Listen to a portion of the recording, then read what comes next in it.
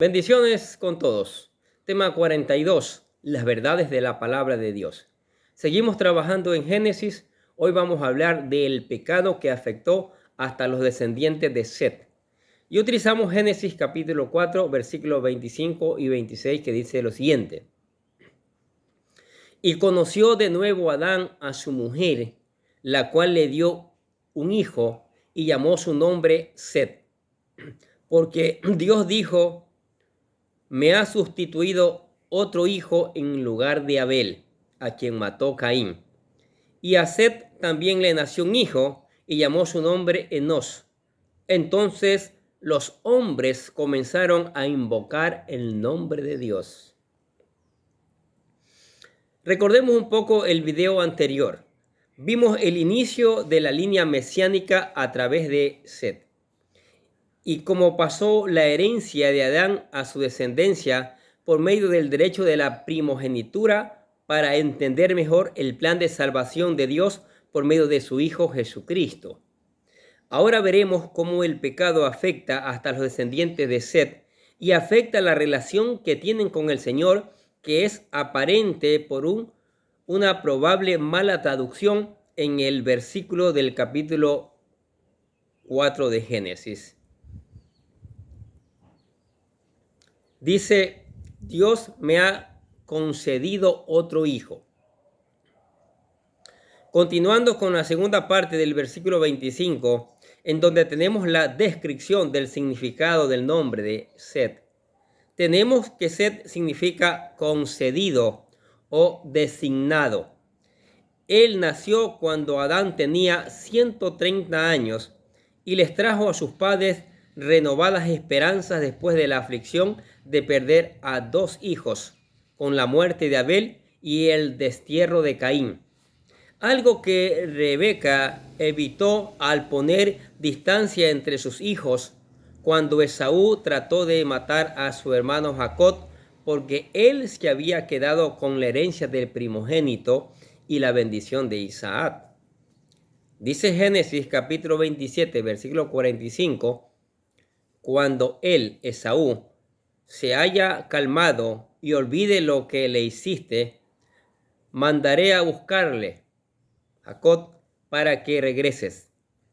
¿Por qué tendré que perder a dos hijos en un solo día? Dice Rebeca.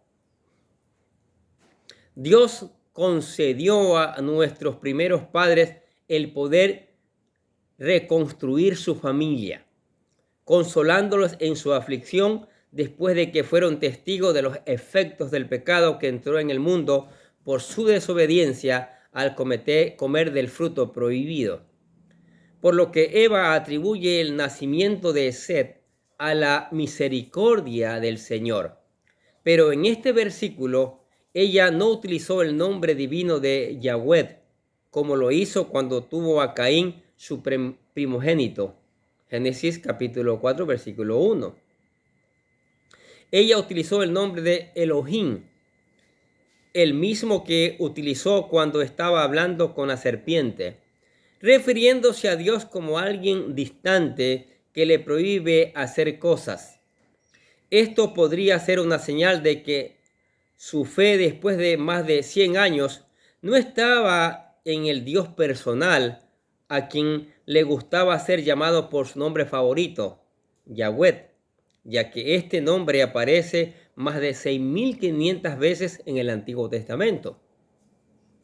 Génesis capítulo 3, versículo 3 dice: Eva dijo, pero Dios, Elohim, nos dijo: no coman del fruto del árbol que está en medio del huerto, ni toquen, de lo contrario morirán. Sin embargo, Eva nos da otra pista que podemos apreciar en la traducción de la Reina Valera antigua, en donde dice: porque Elohim, Dios, dijo ella, me ha sustituido otra simiente o semilla en lugar de Abel. Hay un significado especial en la expresión que ella emplea. Ella lo considera como el Hijo de Dios, un regalo de Dios, y espera que Él sea la simiente, semilla o descendiente que le permitiera regresar al jardín del Edén, y en parte estaba en lo correcto. Gálatas capítulo 3, versículo 16 dice: Dios ha dado las promesas a Abraham y a su hijo.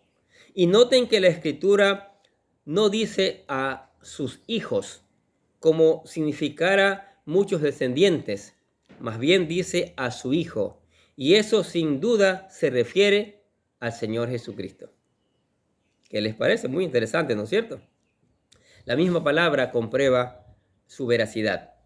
Y el versículo 26 de Génesis 4 dice: Cuando Set creció, tuvo un hijo y lo llamó Enos.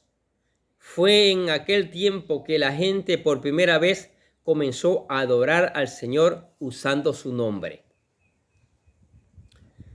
Cuando Set tenía 105 años, tuvo un hijo al que llamó Enos, que significa hombre, y por lo tanto debió compararse con Adán, que también significa hombre o humanidad. Hay otro paralelo más que no hay que olvidar entre la similitud en los nombres del hijo de Caín, Enod, y Set. Enos solo tiene una letra de diferencia y probablemente eran contemporáneos. Génesis capítulo 5, versículo 6 dice: Cuando Set tenía 105 años, fue padre de Enos. Y Salmos capítulo 8, versículo 4 dice: Digo, ¿qué es el hombre para que tengas de él memoria? Y el hijo del hombre, Adán, para que lo visites. Y aunque en hebreo Enos y Adán se utilizan como sinónimos, el nombre Enos, a diferencia de Adán, generalmente se interpreta como un hombre débil, frágil, mortal y miserable, lo que nos da una idea de lo que ocurrió con la humanidad después de solo 235 años. Por lo que Set, al ser testigo del crecimiento del pecado y de la corrupción de la humanidad, nombró a su hijo Enos para enfatizar la mortalidad, fragilidad y debilidad humana. Proverbios capítulo 28, versículo 5 dice: Los hombres malvados no entienden la justicia, mas los que buscan al Señor entienden todo. Como hemos visto anteriormente, los nombres en la Biblia nos hablan del carácter y de las características de la persona. En este caso, Enos nos habla de su fragilidad y debilidad de su personalidad. Así que podría ser que su nombre sea un reflejo de quién Enos fue. Y tal vez no fue una persona que seguía los mandamientos del Señor. Un creyente, como veremos en la siguiente frase de este versículo. Y tenemos la descripción del profeta Jeremías, que nos dice que la naturaleza del corazón humano es extremadamente perversa, por lo que Set, al utilizar este nombre para su hijo, nos estaba dando la pista de que su hijo no iba a ser un santo que se acercara y se mantuviera fiel al Señor. Jeremías capítulo 17, versículo 9 dice: Fue en aquel tiempo que la gente por primera vez comenzó a adorar al Señor usando su nombre. Tenemos que la traducción de este versículo en la Reina Valera de 1960 como: entonces los hombres comenzaron a invocar el nombre de Jehová. Y la mayoría de los comentaristas están de acuerdo con esta traducción. Génesis capítulo 12, versículo 8 dice: Abraham luego se pasó de allí a un monte al oriente de Beel y plantó su tienda, teniendo a Beel al occidente y a Ai al oriente. Y edificó allí altar a Jehová e invocó el nombre de Jehová. Génesis 26, 5 dice: Y edificó allí un altar e invocó el nombre de Jehová y plantó allí su tienda y abrieron allí los siervos de Isaac un pozo. Pero la traducción de esta frase en la Reina Valera o en la Nueva Traducción Viviente no tiene sentido, porque estaríamos diciendo que pasaron más de 235 años para que la humanidad adorara e invocara el nombre de Jehová o de Yahweh. Pero como hemos visto que la humanidad se estaba alejando del Señor en lugar de acercarse a Él, al punto de que Dios juzgó al mundo y tuvo que mandar el diluvio, esta traducción estaría negando que Adán habló y caminó con el Señor en el jardín del Edén, o que Abel, quien hasta ofreció un sacrificio al inicio de este mismo capítulo, no invocó el nombre del Señor, o que Set, quien sustituyó a Abel, no lo haya adorado. Inclusive Eva invocó el nombre de Yahweh en el nacimiento de Caín. Así que el nombre del Señor era conocido y adorado con sacrificios antes del nacimiento de Nos, por si acaso. Dice Génesis capítulo 4, versículos 3 y 4 lo siguiente: Caín trajo del fruto de la tierra una ofrenda a Jehová, y Abel trajo también de los primogénitos de sus ovejas, lo más gordo de ellos. Y miró Jehová con agrado a Abel y a su ofrenda. Ya adoraban al Señor. El problema es que la traducción de este versículo en español conlleva otro mensaje. Las traducciones quieren contrastar los comportamientos entre la línea de Caín, a quien se le adjudican solamente lo malo y carnal, a diferencia de la línea de Set, a quienes se considera como santos y creyentes del Señor. Pero todas las personas perecieron en el diluvio, inclusive los descendientes de Set, con la excepción de la familia de Noé. ¿Qué les parece? Entonces, Romanos capítulo 10, versículos 13 y 14 dice: Pues todo el que invocare el nombre del Señor será salvo. Pero ¿cómo pueden ellos invocarlo para que los salve si no creen en Él? ¿Y cómo pueden creer en Él si nunca han oído de Él? ¿Y cómo pueden oír de Él a menos que alguien se los diga? Entonces, ¿cómo pensamos que debería haberse traducido esta frase? Y creemos que este verso está haciendo referencia al inicio de la apostasía en los tiempos de Nos, porque la palabra en hebreo, halal, que puede significar inicio o comienzo, pero también significa profanar, contaminar, manchar, corromper, herir, prostituir o violar un mandamiento. Por lo que debió haber sido traducido de la siguiente manera: entonces el hombre profanó el nombre de Jehová. Mire, a veces las traducciones pueden confundirnos y llevarnos por otro camino. Por eso hay que estudiar la palabra, estudiar y meditar en ella. Hay 4 fuentes que apoyan traducción. Primero está la traducción en arameo llamada Targum de Onkelos, que es considerada la traducción oficial para los judíos, en donde se tradujo como: entonces el hombre empezó a abandonar o evitó la oración en el nombre del Señor. La segunda fuente es el Targum de Jonathan, que traduce esta frase como: esa fue la generación en los días en que comenzaron a errar y se hicieron ídolos con el nombre de la palabra del Señor. Mire. La tercera fuente son los comentarios del rabino Rashi, considerando uno de los más grandes eruditos y expertos de la lengua hebrea, quien nos explica que la palabra halal en este versículo debe estar conectada con asuntos profanos, cuando el hombre empieza a hacer objetos de adoración o idolatría y a llamarlos deidades en el nombre del Señor. Y la cuarta fuente es el rabino Maimónides. En su obra, un comentario en árabe de la Mishnah, en el Luminar, en 1168, describe que los inicios de la idolatría en el mundo fueron en los días de Nos. La fe se empezó a desvanecer. El mundo empezó a rechazar a Dios, que Él es el creador y que el Señor ha abandonado a la tierra. Isaías capítulo 43, versículo 7 dice: a todos los que llevan mi nombre, yo los he creado, yo los formé y los hice para gloria mía.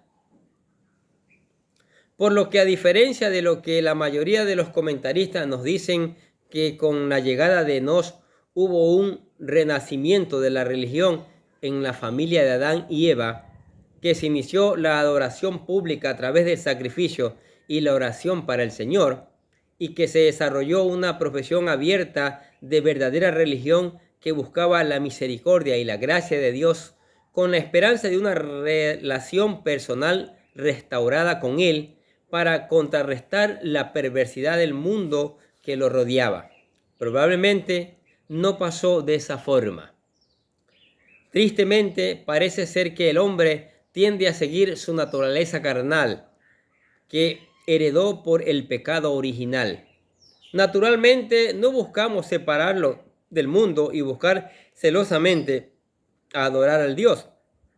Más bien, este versículo apunta a que la infame generación de Enos fue la precursora de la degradación y maldad que más tarde traería el juicio del diluvio sobre toda la tierra.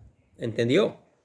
Romanos capítulo 1, versículo 23 dice: y en lugar de adorar al Dios inmortal y glorioso, rindieron culto a los ídolos que ellos mismos hicieron con forma de simples mortales, de aves, de animales de 4 patas y reptiles. Y Salmos capítulo 115, versículo 8 dice: y los que hacen ídolos son iguales a ellos, como también todos los que confían en ellos. A pesar de todo esto, Dios todavía da una luz de esperanza para la humanidad. Mire lo que dice Isaías capítulo 65, versículo 1. Los que no preguntaban por mí, me buscaron. Los que no me buscaban, me encontraron.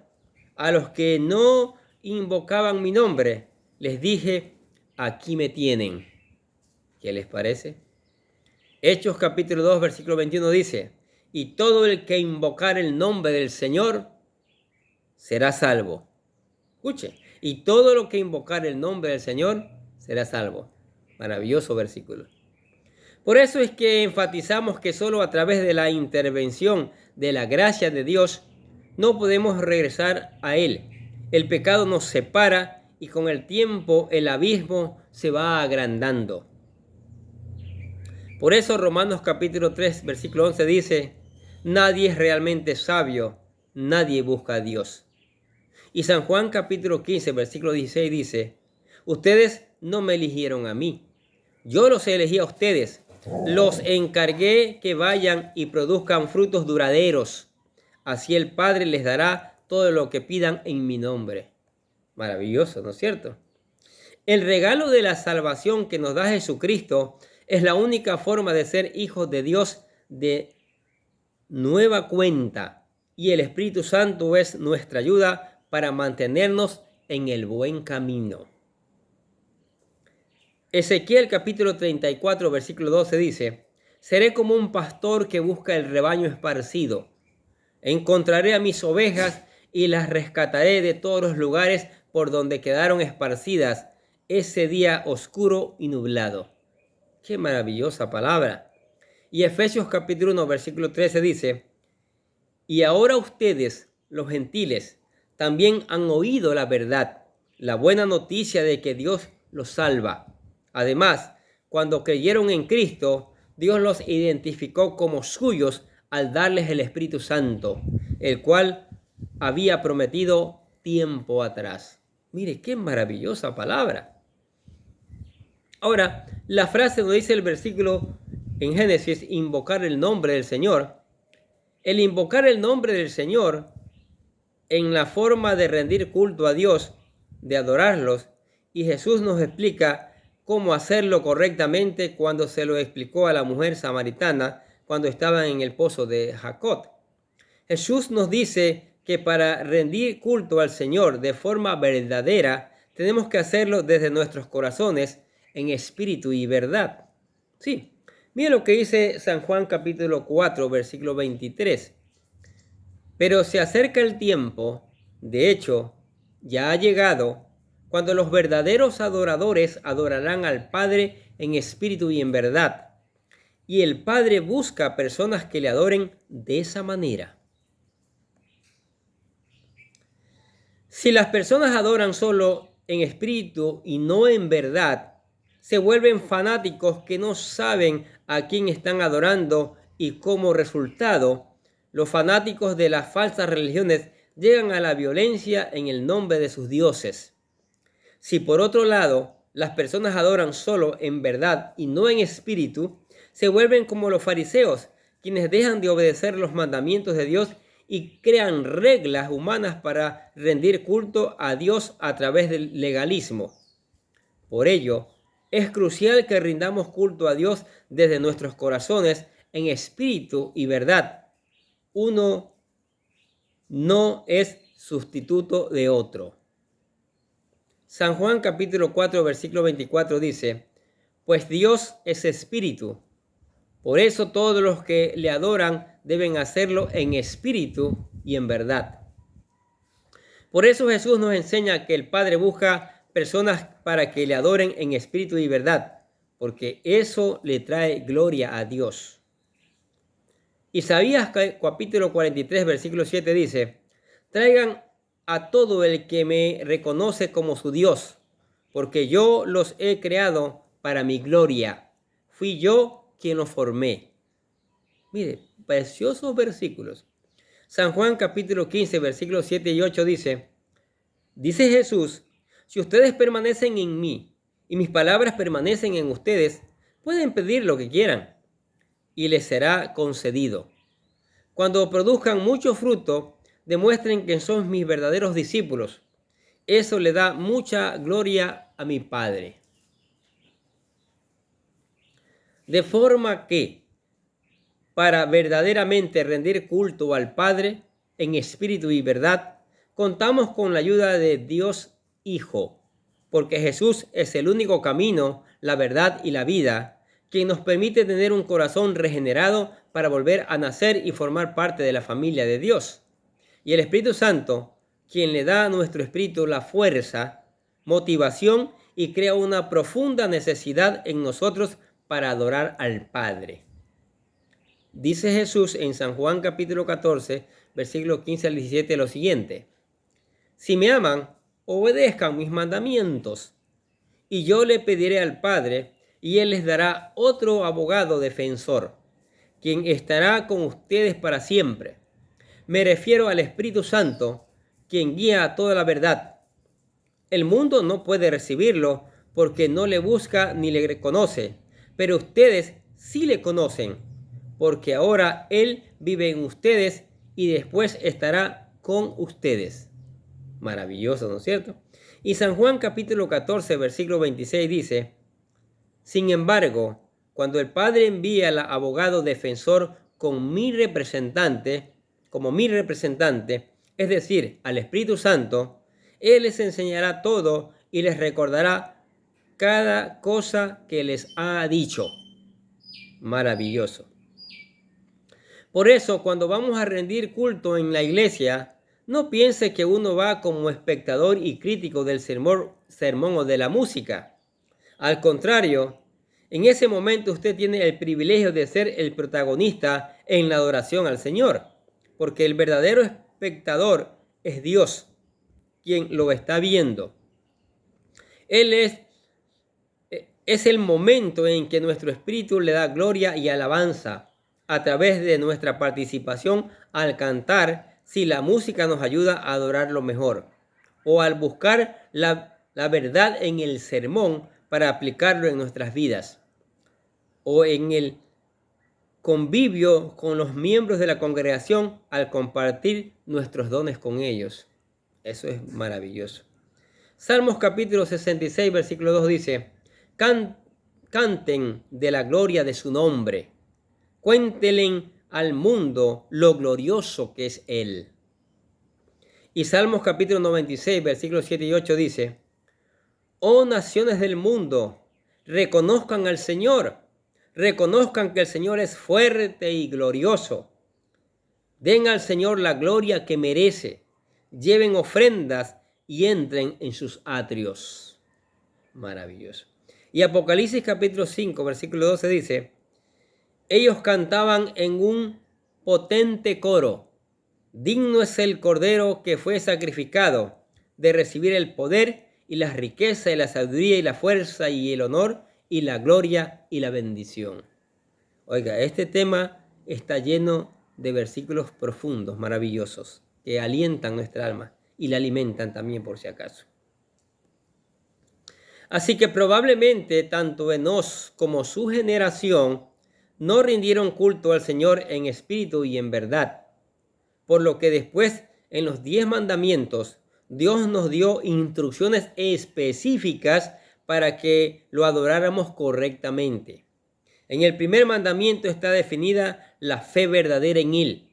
El segundo mandamiento prohíbe que rindamos culto a los ídolos, que es cualquier cosa que amemos más, que temamos más, disfrutemos, alabemos, sirvamos o invirtamos más tiempo que el Señor, porque nos volvemos como el ídolo al que alabemos y no podemos servir a dos amos.